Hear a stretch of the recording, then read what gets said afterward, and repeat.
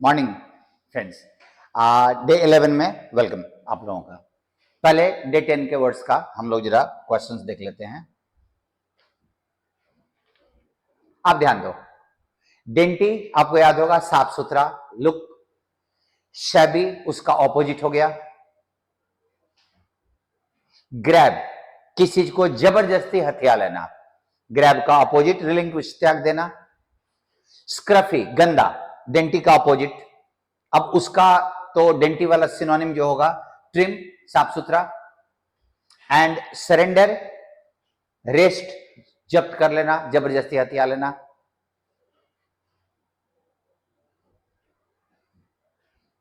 If someone is देबनार्ड आकर्षक दिखने में, he must be neat in appearance, neat and clean वाला जो होता है। Very true. If one annexes an area, जब जबरदस्ती हथिया लेने का। वन एप्रोप्रिएट्स इट, ध्यान रखना एप्रोप्रिएट का दो मीनिंग था, एज अ वर्ब हथियाने का होता है, so it is true. Next one, if something is dishevelled अस्त व्यस्त, you need to spruce it up, तुम्हें इसको साफ सुथरा बनाना होगा। ट्रू।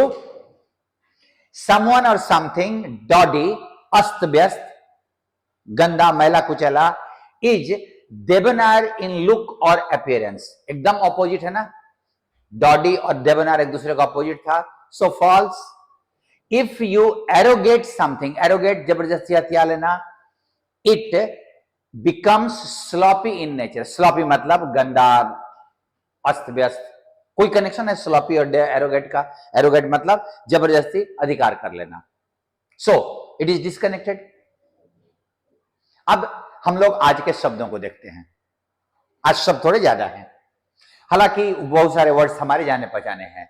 एड सहायता करने के सेंस में। इन चेन, देखो चेन का भर बनता है इन चेन, किसी को जंजीर में बांध देना। हैमस्ट्रिंग किसी को बाधा पहुंचाना। आपका हैमस्ट्रिंग दो होता है, क्योंकि आजकल होमोनिम भी बहुत जगह पे एग्जामिनेशन से पूछे जा रहे हैं। एक हैमस्ट्रिंग एज ए नाउन, हमारे पैर के बैक साइड का जो एक नस नर्व होता है उसको हैमस्ट्रिंग बोलते हैं। जैसे क्रिकेट में आपने देखा होगा बहुत सारे प्लेयर्स का हैमस्ट्रिंग पुल हो जाता है, चलने में उनको दिक्कत होती है, वो एक हैमस्ट्रिंग है एज ए नाउन। और एज ए वर्ब किस चीज को बाधित करना, वो काम ठीक से नहीं हो पा रहा है, और इसका जो वर्ब बनेगा भी2 और भी3 वो हैमस्ट्रंग होगा, हैमस्ट्रंग होगा इसका भी2 और भी3।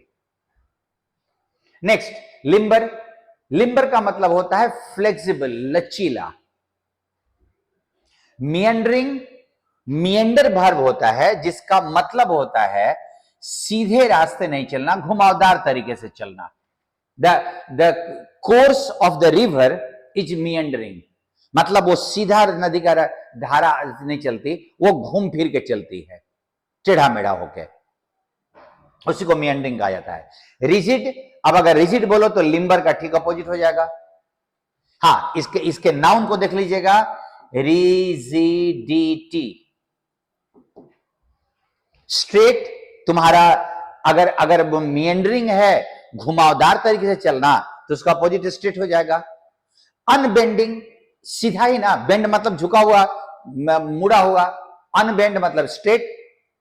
अनटाई, किसी को चेन में बांधने का, कैद करने का उल्टा हो जाएगा अनटाई, क्योंकि टाई मतलब बांधना होता है। असिस्ट सहायता करना, तो शायद बाधा पहुंचाने का अपोजिट असिस्ट हो जाएगा। इनकरेज प्रोत्साहित करने के सेंस में, देखते हैं वो कहां आया हुआ है, हार्डेंड, मतलब वो तुम्हारा रिजिड का हार्डेंड हो जाएगा ना, लिम्बर का अपोजिट और रिजिड का सिनोनिम। लिसॉम लिम्बर का सिनोनिम है, लचीला, जिसको हम लोग नॉर्मल में फ्लेक्सिबल बोलते हैं। प्रमोट मतलब किसी चीज को बाधा नहीं पहुंचाना, उसको आगे बढ़ाना। सर्पेंटाइन, ये सर्पेंट का एडजेक्टिव है, सर्पेंट सांप, और सांप घुमावदार तरीके से चलता है, सो सर्पेंटाइन, मियंडरिंग, ये सब घुमावदार, नॉट स्ट्रेट। सपल, ध्यान रखिएगा लिम्बर का सिनोनिम है। अनचेन, इनचेन का अपोजिट, ये बांधना और ये खोलना। वाइंडिंग, ध्यान रखिए, वाइंडिंग एज ये विंड से नहीं बना हुआ है, ये वाइंड से बना हुआ है। वाइंड का एक मतलब होता है उसको मोड़ना, और वाइंडिंग का मतलब that which is not straight. The road is winding, please walk, please drive your bike carefully. Road, रास्ता घुमावदार है। कंस्ट्रेन, बाधा पहुंचाना, वही हैमस्ट्रिंग का सिनोनिम हो जाएगा। अब ये ध्यान देना, ये वर्ब है, इसका नाउन कंस्ट्रेंट होता है, INT, बस उसमें टी लगा दो, वो उसका वर्ब बन जाएगा। फर्दर, ध्यान रखिए, एक एडजेक्टिव है, एडवर्ब है, और फर्दर एज ए वर्ब का मतलब होता है किसी चीज को प्रमोट करना और आगे बढ़ाना। आप जो नाम उसका मीनिंग जानते हो वो एज एन एडजेक्टिव और एडवर्ब जानते हो, और आगे और ज्यादा। और एज ए वर्ब मतलब होता है प्रमोट वाले मीनिंग में, किस चीज को आगे बढ़ाना। We should further the education of the state. Hinder, बाधा पहुंचाना, हैमस्ट्रिंग वाला। लीट, लिसॉम का, लिम्बर का सिनोनिम है। रिलीज, इंचेन का तुम्हारा एंटोनिम हो जाएगा। शैकल, वो शैकल भी वो बेड़ी होता है, सो तुम्हारा वो इंचेन का सिनोनिम हो जाएगा वो।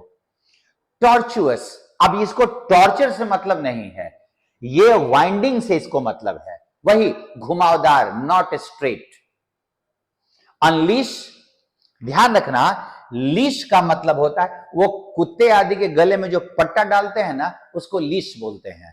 सो लीश का मतलब चेन ही होता है, और unleash that is unchain. Curling, अब आप कर्ल जानते हो, तो कर्लिंग उसी वही घुमावदार वाला मीनिंग हो गया। हैम्पर, हैमस्ट्रिंग, बाधा पहुंचाना, रोकना, बाधित करना, वो उसका मीनिंग हो गया। इंपीड, वही बाधा पहुंचाने का, इसका नाउन बनता है इंपेडिमेंट।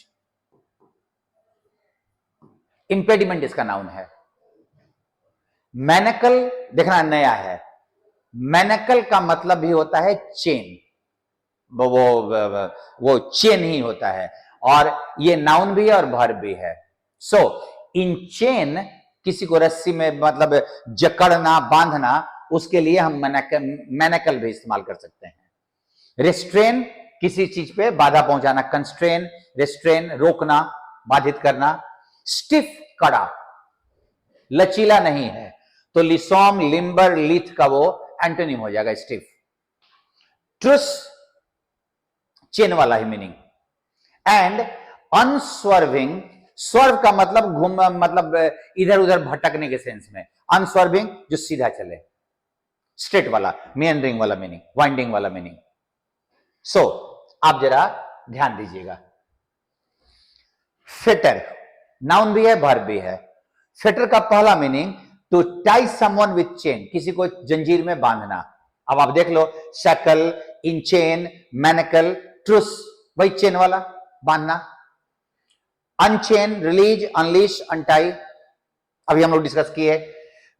इसका दूसरा meaning as a verb to restrict और कन्फाइन समवन, किसी को बाधित करना, रोकना, सीमित करना। और वही बाधित करने में hamper, restrain, hinder, impede, constrain, hamstring, वही बाधा पहुंचाने के सेंस में। और उल्टा प्रमोट, एड, असिस्ट, फर्दर, अभी ध्यान दीजिएगा, और इनकरेज। दो मीनिंग, एक चेन में बांधना और एक तुम्हारा किसी को बाधित करना। Next, sinus. अब साइनस का साइनसनेस और सिनुओसिटी होता है इसका एक और नाउन, और मीनिंग क्या है, having many curves and turns, मतलब जो घुमावदार हो बहुत ज्यादा। और मीनिंग हो गया winding, meandering, serpentine, tortuous and curling. और स्ट्रेट वाला उसका एंटोनिम हो जाएगा स्ट्रेट, अनस्वर्विंग एंड अनबेंडिंग। तो आपका इसमें एक और वर्ड जोड़ लीजिएगा, स्वर्ग।